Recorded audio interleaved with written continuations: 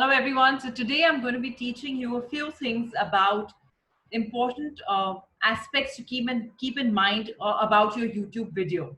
I'm going to straight jump to it, and this is a presentation that I will be showing alongside talking. The first and very important thing that we have to keep in mind if we have a YouTube channel is that we must post consistently, and there is nothing more than one can that in a YouTube video one can emphasize on. Consistent posting is absolutely important. There could be 1 week where you're posting about 25 videos in the week, and the next 3 weeks there's no engagement at all from your end. YouTube is not going to have you as one of the top contributors. So it doesn't matter no number of videos you have. You can't shoot them all at once.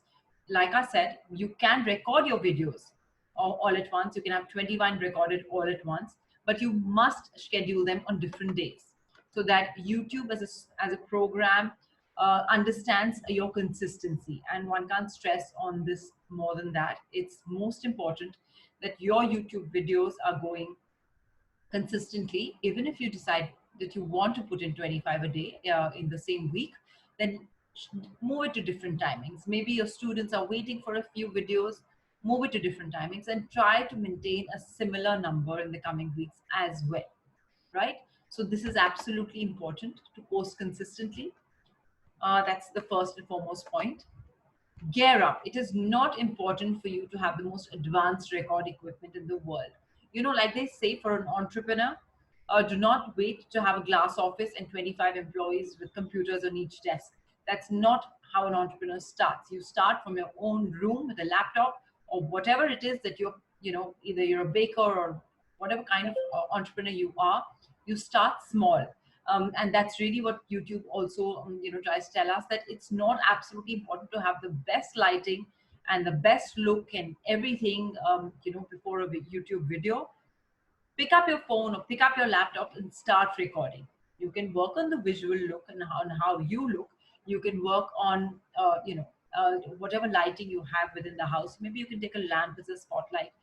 Do not wait for a perfect camera and a perfect tripod stand. We know enough YouTubers who are doing very well, and they stack their phone between two book stands and they just start off from there. So don't worry about that. When you feel here that you are consistent with YouTube videos, then you can always invest in equipment. Yes, equipment does make a difference, but that should not be your starting point for your first YouTube video. Let's go to point number 3. Take inspiration. Now, take inspiration. It primarily means sometimes you have, like they say, writer's block or baker's block. You don't know what to bake. You don't know what to write about.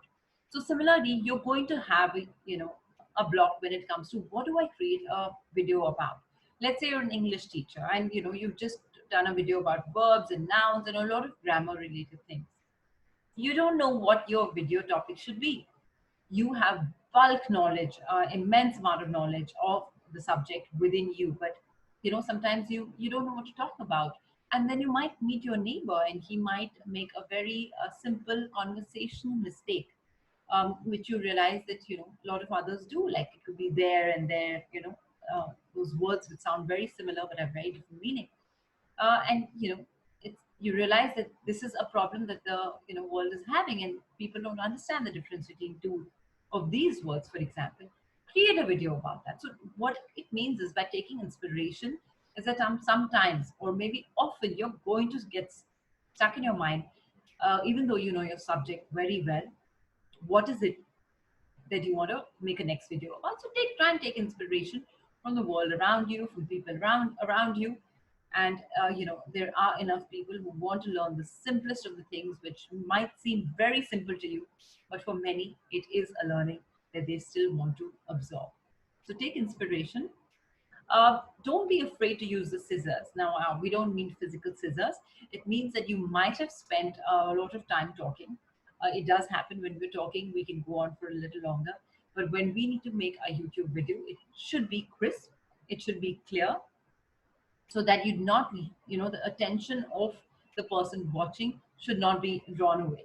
So for instance, if you're going for a safari and you start from the hotel and you start recording, let's say 1.5 hours, 2 hours, and actually you've only seen the first animal or the first giraffe only in the 45th minute or the 22nd minute, and you've put the whole video. In the first 20 minutes, someone is going to stop that video because they don't know what's going to happen next and if it's worth the wait.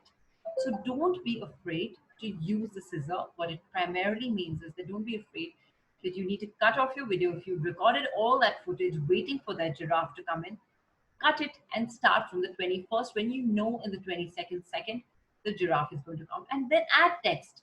You're going to see an exceptionally beautiful sight of a giraffe in the beginning, so we know what we're waiting for. So primarily what cut the use the scissors means is that you need to cut your footage and make it crisp and clear. Okay, followers. So what happens is the minute we start, whether it's our Facebook account or our YouTube or our Instagram or any of these social media accounts, that are virtual, we tend to be very focused on the followers. What you need to be focusing on is your topic and your delivery. Are you delivering it well? Are you delivering it crisp and clear? Is it all well spoken? That's all you need to focus on. The followers will follow eventually. So don't worry about followers. As they say, good work always speaks itself, and that it's going to happen. So don't fret about every morning and evening checking your followers and saying, oh no, there's no more follower. Oh, there's only one follower, but I've put 6 videos. Do not worry at all. Followers will come. Focus on your subject. Let's try to get your channel a little more organized, and that should be good. Keep it simple for sure. Keep it very simple. If you're talking about environment, you're sitting in a garden, it's fine. But you do not have to bring clip arts of more and more flowers around your hair, around your ears. You're sitting in a garden, you're talking about plants, you're showing an image of a plant, perfect. If you're talking about a rose, you will show a rose and so on, right? So don't complicate it by, showing 7 varieties of rose. Nobody knows where to look. So therefore, keep your YouTube videos very simple. Transcribe your video. Now that's a very important thing, but which I'm going to take you through in the next session. Pay attention to video SEO. Now that's something we're going to be doing, and we're going to be talking about this as well in just a few minutes. So pay attention to video SEO. Now, what is SEO?